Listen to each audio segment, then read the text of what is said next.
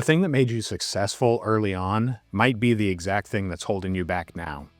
It's the way that you show up for every client, every job, handle every sales call. Hands-on, personal. Nothing falls through the cracks. At one point, that was your edge, and now it might be your ceiling. Here's how that happened, and more importantly, how you can get out. Think back to when we were building our businesses. Those first few clients, bringing on our first couple employees, building the team. We were hungry, enthusiastic. Every quarter seemed better than the last. We were building something for ourselves. And what separated you from everyone else wasn't your method or your org chart or your secret, because the secret was you. You returned calls faster, you knew every client by name, you caught problems before they became disasters because you were on the job site every single day. You saw them and diagnosed them in real time. Now, that wasn't necessarily driven by ego, it was survival. Your involvement was your differentiator, and it worked. Because people weren't just hiring your company, they were hiring you. Your judgment, your relationship, your personal guarantee that things would get done right, and you built your reputation on it. And that's not a bad thing. That's how a lot of great businesses get started. Do you remember back to those early days? What happened to that? At what point did living the dream become your sarcastic response? See, the problem is that word got out. It worked. Business grew, revenue climbed. You added people, added clients, added complexity. Take a deep breath here if you understand what I'm talking about. And so you kept doing what worked. After all, that's the whole reason that new business came to you. You stayed close to everything. You stayed in the room for every conversation. You gave the final word on every decision.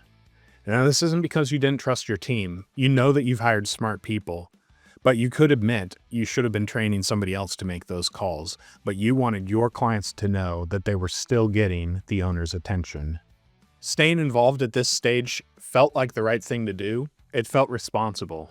It felt like leadership from the front, leadership by example. And nobody told you that it's actually becoming your liability. New business owners succeed because they pull all decision-making into themselves and they're able to be fast and responsive. But growth companies succeed because they push all decision-making outward. And that is not a small shift for a business to make. In fact, it's an almost complete reversal of what got you here up to this point. And most business owners never make it past this. Not because they don't want to grow, but because no one ever named this bottleneck clearly enough for them to see the decision that lay ahead for them. So let me describe the crux every business will hit eventually. An owner builds something really good, real revenue, real margins, real customer loyalty, and then they hit a ceiling. It's not a market ceiling, it's not a talent ceiling, it's a them ceiling. Because everything of consequence, every important client, every key hire, every strategic decision, every problem that matters still runs through them. And your team has learned to accommodate that. They've stopped making certain decisions because they've been corrected enough times to wait for the owner.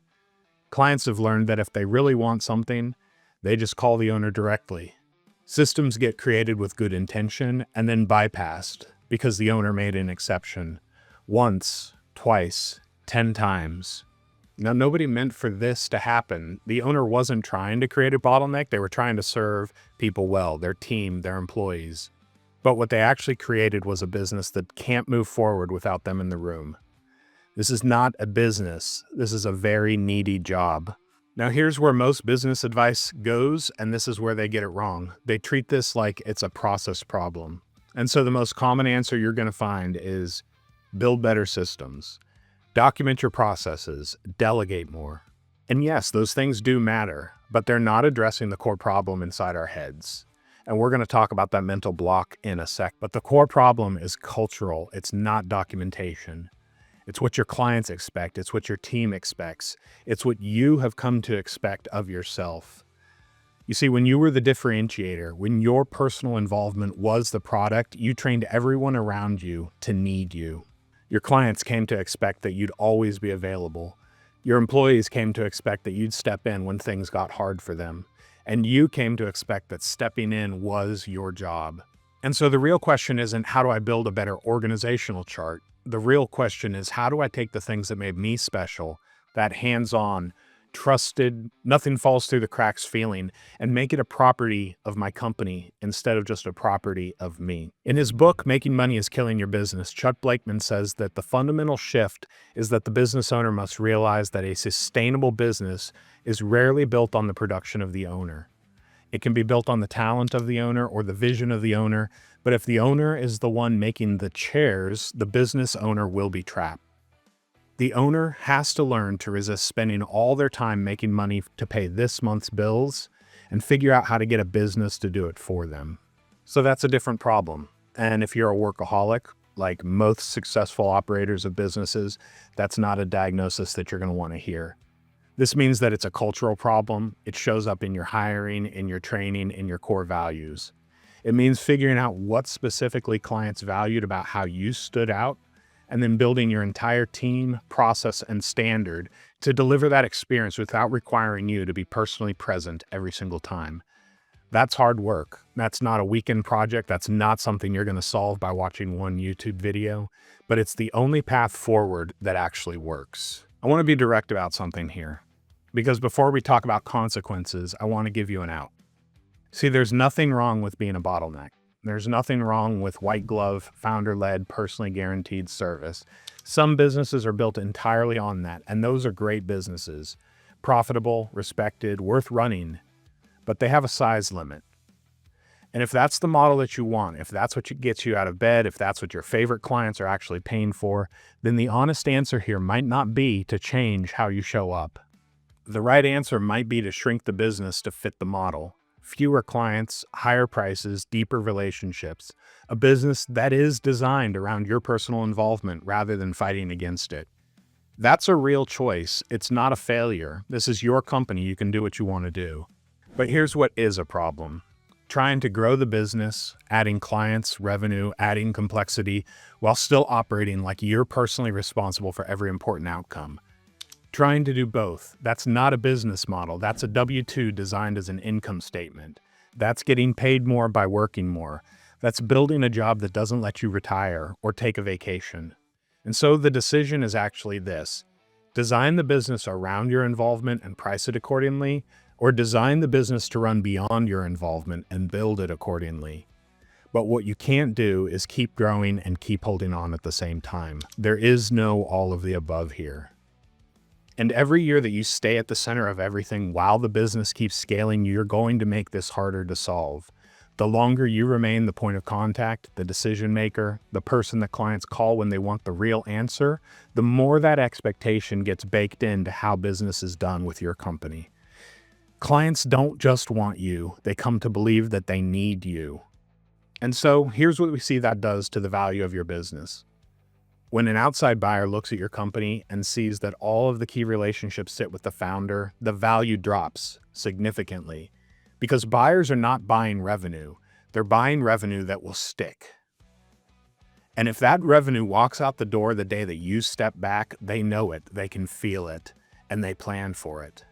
What felt like your greatest strength, the relationships that you've built and the revenue that generates has actually become one of your biggest discounts. But I don't plan on selling. Well, the same shows up internally. It just doesn't show up as a low valuation. It shows up as a reluctant key employee or a next generation that doesn't want to take over. They've seen the hours that you work and you are not fooling them. And so if you ever do want to eventually step back, whether on a vacation within the next year or in retirement 10, 20 years from now, the business has to be able to run without you first. That doesn't happen automatically.